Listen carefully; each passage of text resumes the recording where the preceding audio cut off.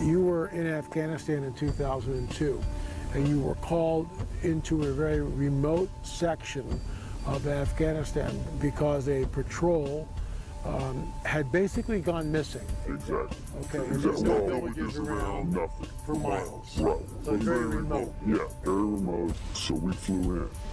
To about 4 kilometers. We're hiking through the same area where they were supposed to make one of their checkpoints, one of their rally points. And before we left, there was all kinds of what happened with the ambush. But that was even odd because at the point of ambush, you would call for maybe close air support, something. Okay. There was no calls made, just off the bridge. So we're coming down a mountainside, and it was a nice path, goat path. As we bent around this corner, you could see this opening of the cave. There's a cave as we're coming around.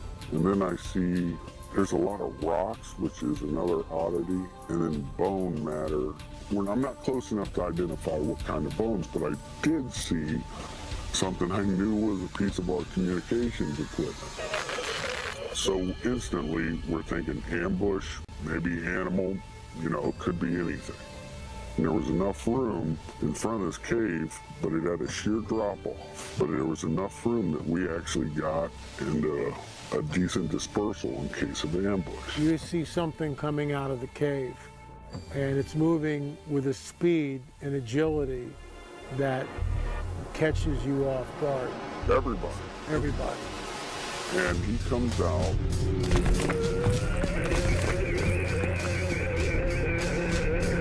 It was a man at least 12 to 15 feet in height. This is a monster. Red beard, then his hair was longish past the shoulder, a scarlet red, and Dan runs at him and starts shooting, which broke all of us into the reality. Because it was surreal. Now your training is kicking. Oh yeah, okay. Muscle memory, complete muscle memory.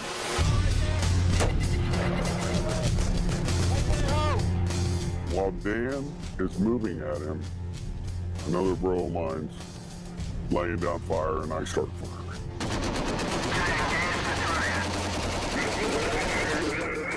He skewers Dan.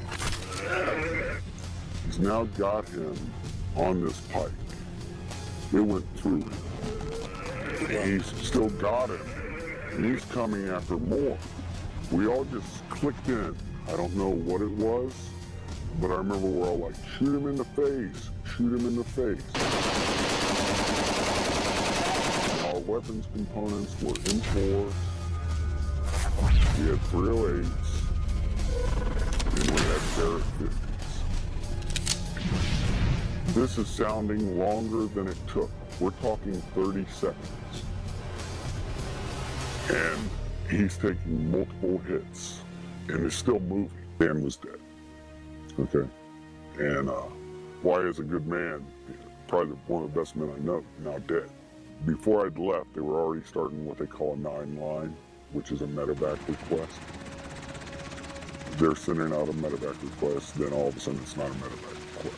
All of a sudden we had a helicopter show up because, like I told you, it was a large precipice and a sheer drop.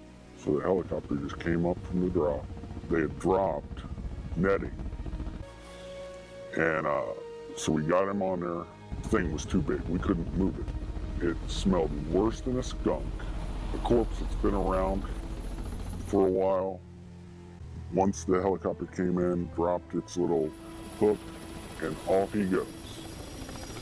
The communication was sent out that we had a very large possible human creature.